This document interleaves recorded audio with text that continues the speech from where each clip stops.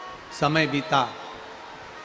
अब इनको मालूम पड़ गया कि हम तीनों मरेंगे तो एक साथ मरेंगे, तीनों की मृत्यु होगी तो एक साथ होगी, इसलिए तीनों ने उपद्रव करना प्रारंभ कर दिया। और इतना उपद्रव किया कि इंद्रलोक हिलने लगा, देवलोक हिलने लगा, सारे की सारे देवता सब भगवान ब्रह्मा जी के पास में गए और ब्रह्मा जी से जाकर निवेदन करा ब्रह्मदेव से, प्रभु कुछ कृपा करिए।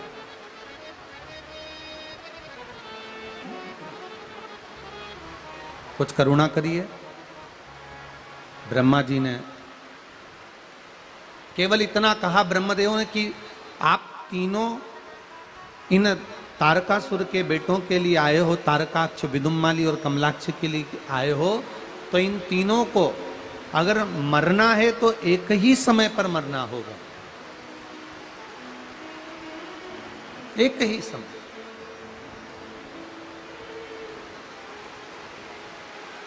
तब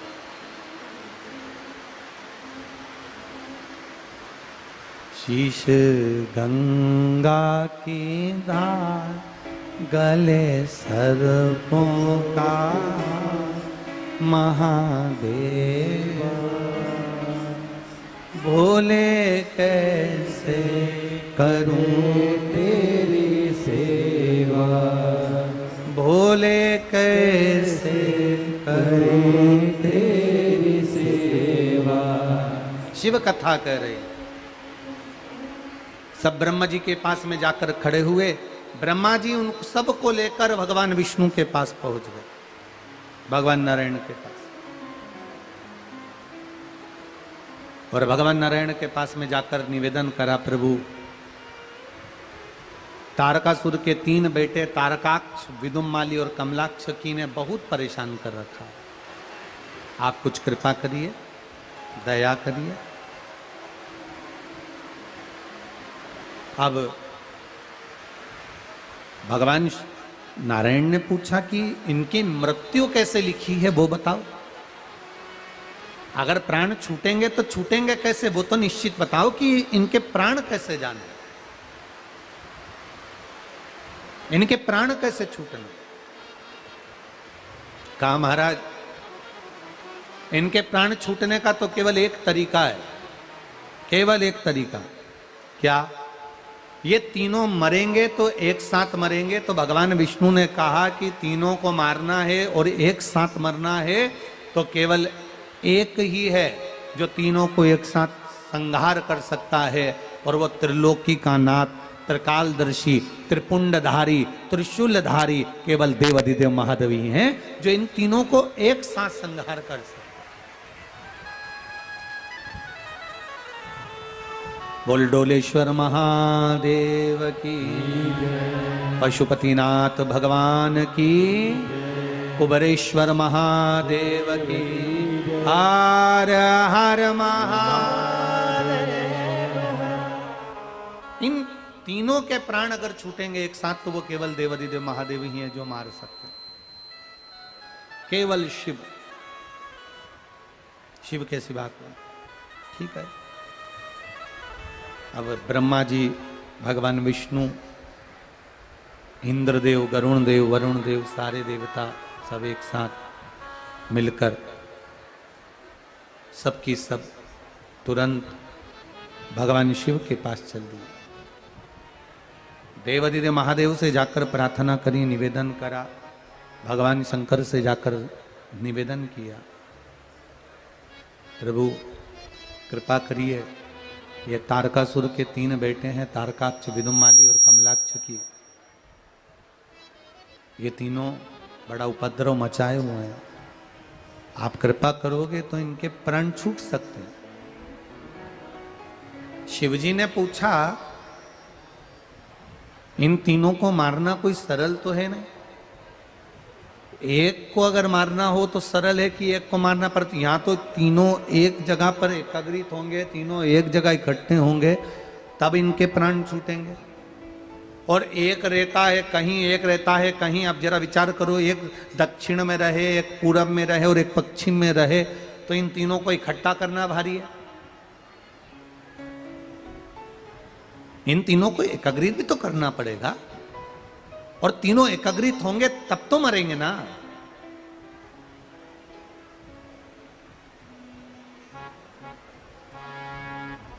इन तीनों को एकाग्रित करना ही कठिन है। तो क्या करा जाए? इन तीनों को एकाग्रित करिए। भगवान शंकर ने कहा एक काम करो, 33 कोटि देवता सारे के सारे पशु बन जाओ, मैं तुम्हारा पति बनता हूं।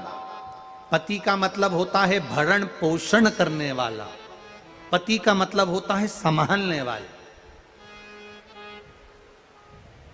पति का मतलब होता है तुम्हें साधने वाला, पति का मतलब होता है तुम्हारी रक्षा करने वाला।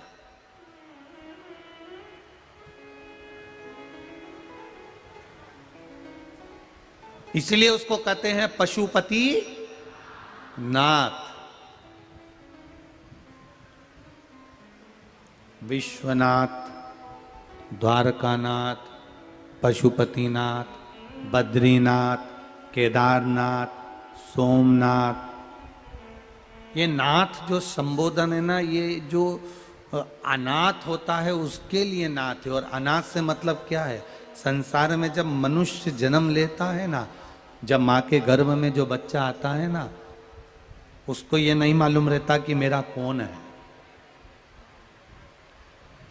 माता के गर्भ से जन्म लेने वाले बच्चे को यह नहीं मालूम कि मेरा माता कौन है, पिता कौन है, मेरा बंधु कौन, मेरा सखा कौन, मेरे रिश्तेदार कौन, मेरे नातेदार कौन, मेरे कुटुंबी कौन, ये जन्म लेने वाले बच्चे को ज्ञात नहीं है।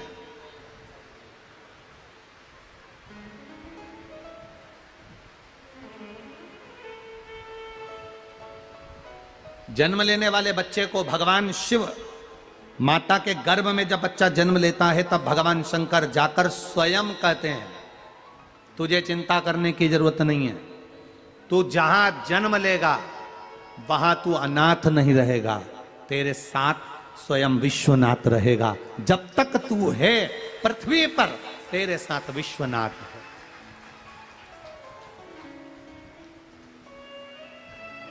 हमें लगता है कि हम अकेले हैं, कोई चले गया हम अकेले रह गए। ना ना ना ना, अकेले। एक नीम के पेड़ पर बहुत सारे कौवे बैठे थे। एक मैना आ गई, शाम का समय था, रात्रि हो रही थी। नीम का पेड़, बहुत सारे कौवे बैठे थे तो मैना भी आकर बैठ गई। कौवे ने कहा, ए मैना चल उठ यहां से, यहां कौवे बैठे हैं, कौवों की जगह है, तू नहीं बैठ सकती, उठ। मैना कहने लगी रात हो रही है, मैं अपना घर भूल गई हूं, मैं अपना वृक्ष भूल गई हूं। कौवे कहते हैं ये हमारा पेड़ है, ये हमारा वृक्ष है, चल उठ यहां से, चल जा यहां से, उठ। मैना कहती है रात भर में कुछ घटेगा थोड़ी ना, रात भर में कुछ घटेगा क्या?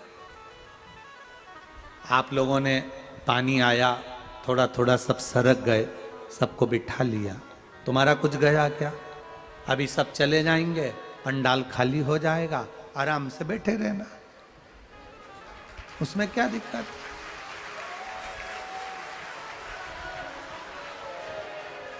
इतना पानी गिरे तो लोग किसी कथा में बैठते हैं क्या?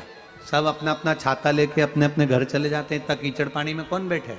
पर सबको मालूम है कि मौसम गड़बड़ हो रहा है, पानी भी आएगा, कीचड़ भी पड़ेगा। इतने समझदार लोग हैं कि छाता भी लेके आए, छाते भी साथ में लाए। और एक तो रोज आता है और बड़ा सारा पीला छाता लेके आता, वो उधर होगा साइड में, पीला कलर का बड़ा सारा छाता, एक में 10 भरा जाए, वो रोज आता है। हमको तो लगता है कि उसको पहले से भगवान ने कह दिया था पानी गिरेगा तेरा छाता काम आएगा, हो लेके जा इसको। तो ये तो आपने, मैना कह रही है मुझे केवल रात भर रहने दो, मैं चली जाऊंगी, रात में कहाँ जाऊंगी। कौवे कहने लगे तो दिन भर भगवान का भजन करती है, दिन भर हरि हरि बोलती है, दिन भर शिव शिव बोलती है, दिन भर भगवान का भजन करती है, तू अगर भगवान पर इतना विश्वास करती है तो अंधेरे में भी जा, तेरे को डरने की कौन सी बात है, उड़ यहां से। मैना कौवे कह रहे हैं हमारी जगह छोड़। मैना कहती है मैं तुम्हारी बहन हूं, तुम्हारे हाथ जोड़ती हूं, मुझे रह लेने दो। ना ना ना ना, तू जा, उठ जा यहां से, उठ उठ तो यहां से उठ, चले जाए यहां से उठकर। मैना सोची अब कहां जाऊंगी। कौवे भैया रात भर की तो बात है, थोड़ी सी देर रह लेने दो। ना ना ना, तू भगवान का भजन करती है ना, तो तेरे भगवान में अगर दम है तो जा। मैना उड़ी, एक आम के पेड़ पर जाकर बैठ गई। भगवान के भक्त को जब सताया जाता है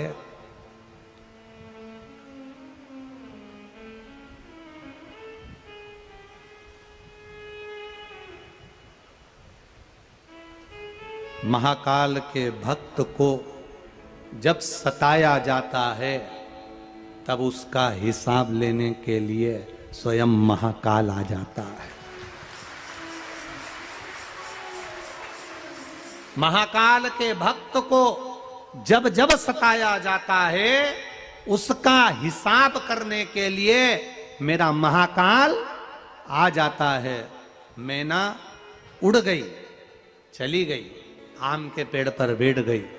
रात्रि हुई, जैसे जैसे रात होने लगी वैसे वैसे मौसम बदलने लगा, हवा चलने लगी, आंधी चलने लगी, तूफान चलने लगा, पानी गिरने लगा, पानी गिरते गिरते ओले गिरने लगे, कौवे भागने लगे, भागने लगे, कौवे भागे, ओले गिर रहे थे, पंख पर लगे, कुछ मर गए, कुछ घायल हो गए, कुछ जमीन पर पड़ गए। सुबह हो गई, मैना उड़ती हुई सामने आई। कौवे ने, नीचे पड़े हुए कौओं ने कहा क्यों री मैना, कल रात को इतना पानी गिरा, इतनी आंधी आई, इतना तूफान आया, इतनी जलवृष्टि हुई, इतने ओले गिरे, तेरा कुछ नहीं हुआ। मैना कहती है आपने भगाया था, परमात्मा ने गले लगाया था, आम के पेड़ पर भेज दिया। आपने भगाया, अगर मैं ये सोच लेती कि बताओ कौओं ने मुझे भगा दिया, मेरी जाति के लोगों ने, मेरे पक्षियों ने मुझे भगा दिया, और मैं तुमसे विवाद करती, तुम्हारे लिए गलत सोचती, तो मेरा मन गलत हो जाता। मैं वहां से उड़कर आम के बगीचे में चली गई, तेज हवा चली, आंधी चली, आम के पेड़ की एक डाली टूट गई, जड़ से जब डाली टूटी वहां कोटर हो गया। मैना कहती है मैं अंदर जाकर बैठ गई, रात भर ओले गिरते रहे, मैं बच गई और आज उड़कर जा रही हूं। इसको कहते हैं भगवान पर भरोसा कर कर चलोगे तो सब जगह बच लो। ईश्वर पर अगर भरोसा है, शंकर पर अगर भरोसा है, मेरे राम पर अगर भरोसा है, मेरे कृष्ण पर अगर भरोसा है, मेरे नारायण पर अगर भरोसा है, भगवान पर अगर भरोसा कर कर चल रहे हो तो कितनी भी आंधी तूफान जल कुछ भी आए वो बचा लेता है। महाराज दुख जब आता है तुम्हारा भरोसा, तुम्हारा विश्वास तुम्हें बचा लेता है। तुमने जितना भरोसा करा, तुमने जितना विश्वास करा, जितनी तुमने दृढ़ता धारण करी है, जितना तुमने विश्वास धारण करा है, परमात्मा तुम्हें बचाएगा, ये निश्चित है। तुम्हारा विश्वास तुम्हें बचाएगा।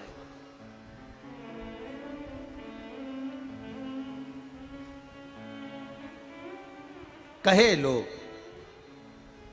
कई लोग कहते हैं हमें बहुत आड़ा टेढ़ा बोलते हैं गुरुजी, गुरुजी लोग हमें अपशब्द कहते हैं, गुरुजी लोग हमें ताना देते हैं, गुरुजी हमें लोग आड़ा टेढ़ा बोलते हैं। कोई कहता है शंकर जी पे चढ़ा हुआ जल नहीं पीना चाहिए, कोई कहता है शंकर जी पे बेलपत्र मत चढ़ाया करो, कोई कहता है शंकर जी पे बेलपत्र चढ़ाया करो, कोई कहता है शिव मंदिर मत जाया करो, कोई कहता है शंकर जी पे जल मत चढ़ाया करो, कोई कहता है शंकर जी पे चढ़ा हुआ जल मत पिया करो, कोई कुछ कहता है, कोई कुछ कहता है, कोई कुछ कहता है। हम किसकी सुने? शिव महापुराण की कथा कहती है इस दिल की सुनना, अपने मन की सुनना, जो तुमको अच्छा लगे वैसा भजन करना और अपनी जिंदगी को जीना। जिसने दिल की सुनी, ये पत्रों ना है, इतने सारे पत्रों में कितने कितने पत्रों में वर्णन किया, जरा देखिए। एक गौरी शंकर वीरगंज से हैं, गौरी शंकर साहा, वीरगंज नेपाल।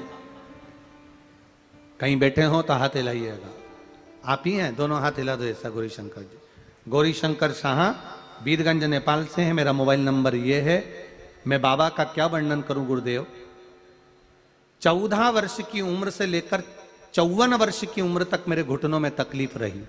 सारा डॉक्टरों का इलाज करवाया, सब कुछ करवाया, पर घुटने सही नहीं हुए। आपने एक बार कथा में कह दिया था गुरुदेव कि शिवरात्रि के दिन रात्रि को 12 बजे शंकर जी पर चढ़ी हुई एक बेलपत्र शिखर का दर्शन कर कर खा लेना चाहिए। मैंने बस वही शिव की कथा पर विश्वास कर कर उस बेलपत्र को शंकर जी के मंदिर का शिखर देखकर शिवरात्रि के दिन रात्रि को 12 बजे खा ली। बाबा गुरुजी क्या वर्णन करूं, बाबा की कृपा से अब मेरे घुटने एकदम ठीक हैं। आज मेरी 64 वर्ष की आयु है, मुझे तकलीफ रत्ती भर की नहीं, और बाबा ने मुझे संभाल लिया है। ये शिव तत्व है। अब ठीक है। श्री शिवाय नमस्तुभ्यम। बैठिए। शिव तत्व को जिसने जाना, एक पत्र और आया।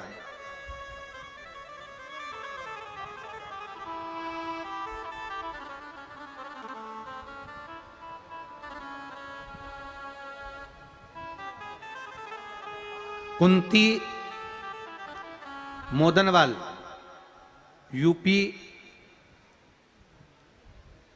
जिला महाराजगंज यूपी निचलोल से आई हैं। कहीं बैठी हो तो हाथ हिला सकती हैं। कुंती मोदनवाल कहीं बैठी हो तो हाथ हिलाएगा। आप ही हैं? दोनों हाथ हिला दो एक साथ। हाँ गुरुजी, मैं बाबा का क्या बखान करूं, मेरे महादेव का क्या गुणगान करूं। कोरोना महामारी के आने पर आर्थिक स्थिति गिर गई। गले का मंगलसूत्र तक गिरवे रख दिए। खाने के लिए कुछ नहीं था। किसी ने कहा कि शिव महापुराण की कथा टीवी पर आती है, 2 मिनट सुनने में मन कहां लगेगा। गुरुजी जरा विचार करें। जिसका गले का मंगलसूत्र तक गिरवे रख दिया गया हो, घर में सब भूखे रह रहे हो, तो कहां मन लगेगा। पर बाबा की कृपा का मैं क्या वर्णन करूं। 15 मिनट की शिव पुराण की कथा सुनी थी आपने। सारी समस्या का हल, एक लोटा जल बताया था। शिव जी से लगन लगा दी। कोरोना अपनी जगह था, मन भोलेनाथ में लग गया। अब तू संभाल लेना। सारी रकम भी बाबा ने धीरे धीरे हाथ पकड़कर छुड़वा दिया और बाबा ने मुझे संभाल लिया। आज मुझे खाना पीना सब बाबा की कृपा से है और ठाठ की जिंदगी जी रही हूं। गुरुदेव, मैं क्या वर्णन करूं। मेरी माता, जिनकी शरीर की सारी नसें चोक हो गई थी, शरीर की कोई नस काम नहीं करती थी, पलंग पर पड़ी रहती थी। बाबा एक बेलपत्री और एक शंकर जी पे चढ़ा हुआ जल का आचमन मेरी मां को ठीक कर दिया। इसलिए उनको लेकर मैं यहां प्रणाम करने आई हूं। आई हैं माता जी आपकी? दोनों हाथ हिला दो मां। श्री शिवाय नमस्तुभ्यम। अब तो ठीक है आप। पत्र में लिखा है पलंग पर पड़ी रहती थी, पूरे शरीर की नसें चौक हो चुकी थी, डॉक्टर ने मना कर दिया था चलने का। ठीक है। हर हर महादेव। शिव तत्व इसको कहते हैं। एक पत्र बड़ा सुंदर है।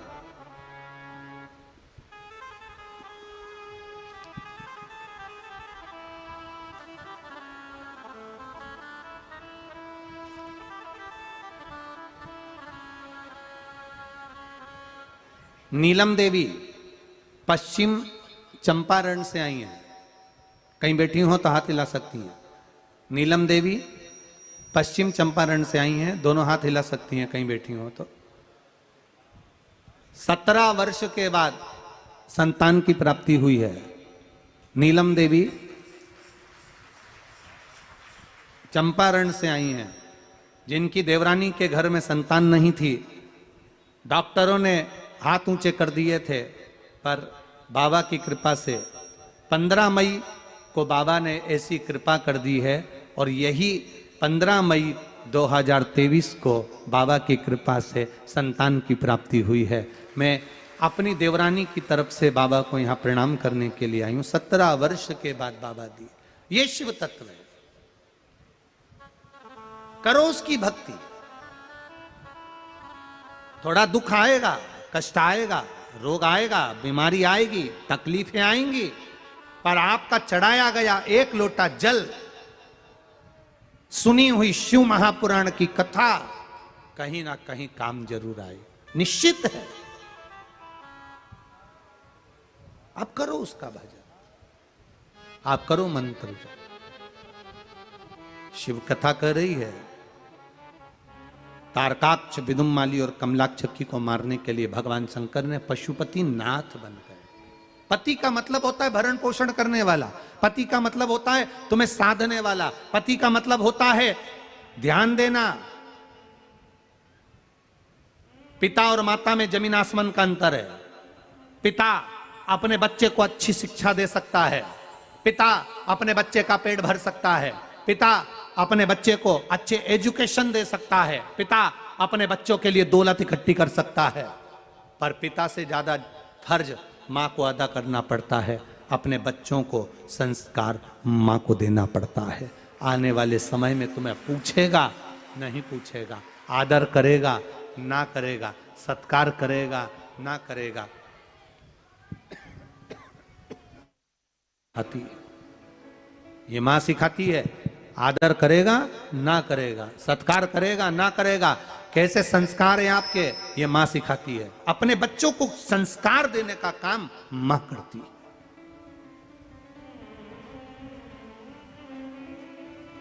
मां को बहुत बड़ा फर्ज अदा करना पड़ता है, बहुत बड़ा।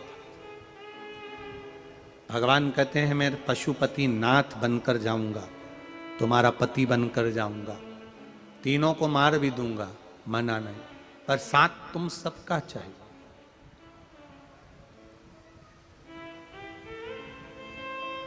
चार बैल एक साथ रहते थे, जंगल से शेर आता था, चारों बैल एक साथ लड़ते थे, शेर भाग जाता था।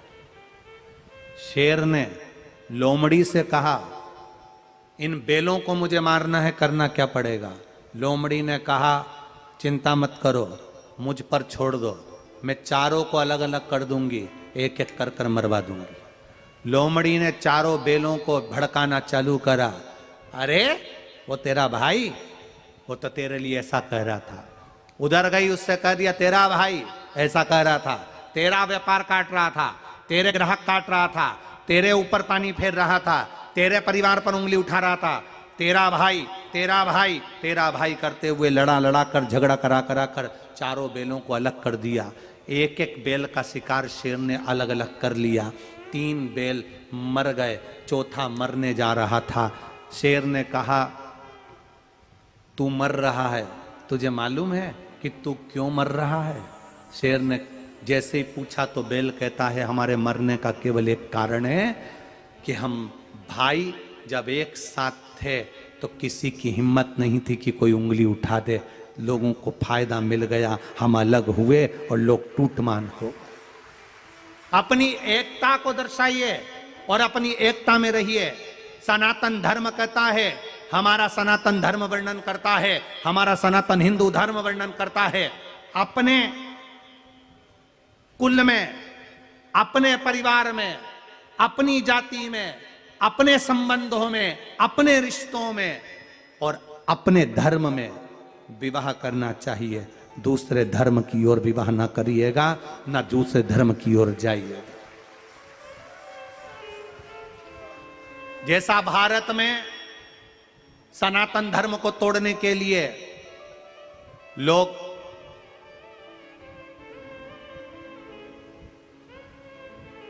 दूसरे धर्म में अपनी ओर आसक्त कर रहे हैं,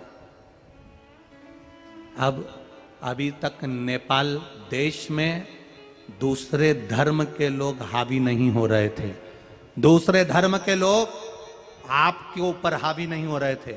अब नेपाल देश में भी धीरे धीरे दूसरे धर्म के लोग हिंदू धर्म, सनातन धर्म को तोड़ने के लिए हावी होने लगे और उनको खींचकर अपने धर्म की ओर मिलाने लगे। सावधानी आपको चाहिए।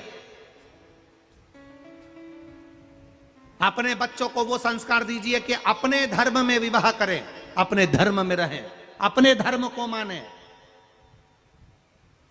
दूसरे धर्म की ओर आसक्त ना हो, दूसरे धर्म की ओर आसक्त ना हो। शिवजी कर रहे मैं पशुपति बन जाऊं, मार दूंगा इनको। गए मेरे भोलेनाथ मारने के लिए, तारकाक्ष, विदुम्माली, कमलाक्षकी को मारने लगे तो कमलाक्षकी ने पीछे से फरसा उठाकर शंकर भगवान जो पशु बनकर गए थे उनका सिर काट दिया। धड़ केदारनाथ जी में गिर गया। शीश डोलेश्वर महादेव, पशुपतिनाथ के रूप में डोलेश्वर महादेव में आकर गिर गया। शीश डोलेश्वर महादेव के रूप में आकर गिरा। कभी एकांत में जाकर डोलेश्वर महादेव का दर्शन करना।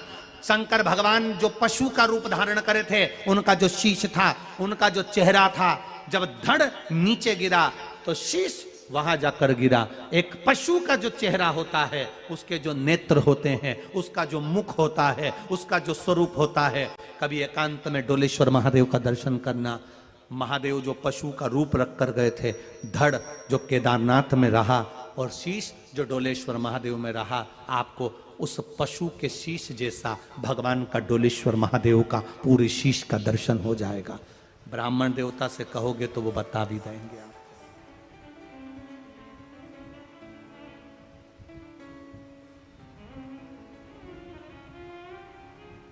देवऋषि नारद केदार जी में आए। भगवान नारायण से मिलते हुए देवऋषि नारद केदार पहुंचे और केदार में आकर देवऋषि नारद ने भगवान देवाधिदेव महादेव के जब धड़ को देखा, शीश नहीं था। देवऋषि नारद ने केवल धड़ को देखा, शीश नहीं। नारद जी की आंख से आंसू बह रहे, नेत्रों से जल। प्रभु आपका शीश। भगवान देवाधिदेव महादेव ने कहा, नारद ये मेरा जो धड़ है और मेरा जो शीश काठमांडू के अंतर्गत डोलेश्वर महादेव के रूप में, पशुपतिनाथ के रूप में लोग पूछेंगे।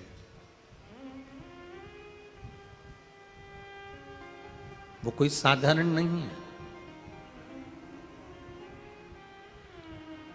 भूलवश भी, मान लो भूलवश, कोई भूल से भी यदि एक बार मेरे धड़ का दर्शन नहीं कर पाया और मात्र मेरे शीश का दर्शन डोलेश्वर महादेव के रूप में, जो पशुपतिनाथ के रूप में विराजमान है, उसका मात्र दर्शन कर ले, एक शमी की पत्ती या एक बेलपत्र केदारेश्वर के नाम को लेकर डोलेश्वर पर समर्पित कर देता है, उसकी मनवांछित फल की प्राप्ति उसको हो जाती है। नाम केदारेश्वर का बोलकर डोलेश्वर पर एक शमी की पत्ती, एक बेलपत्र कोई भूल वश भी समर्पित कर दे तो उसकी मनवांछित फल की कामना पूर्ण हो जाती है।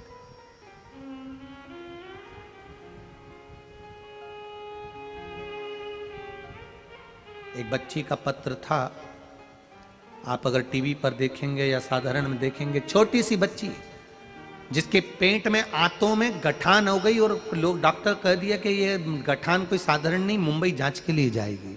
छोटी सी बच्ची, जरा सी बच्ची है। उसका फोटो आप लोग आस्था चैनल के माध्यम से भी देख रहे होंगे। उसके शरीर पर उस बच्ची का फोटो देखो पहले तो, जो हॉस्पिटल में पड़ी, उसके पेट में जो टांके लगे हैं वो देखिए। जिसने पत्र लिखा है,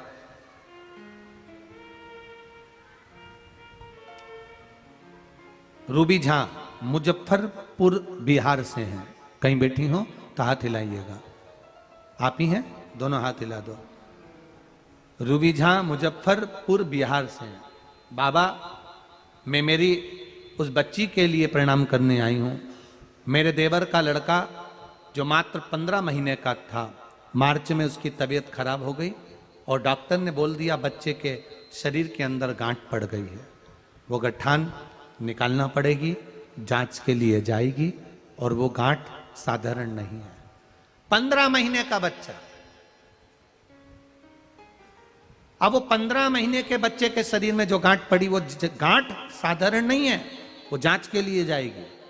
और हो सकता है कि बड़ी बीमारी के भी योग रहे, कैंसर जैसी बीमारी के योग रहे। गुरुदेव, उसकी मां रो रही, आंखों से आंसू बह रहा।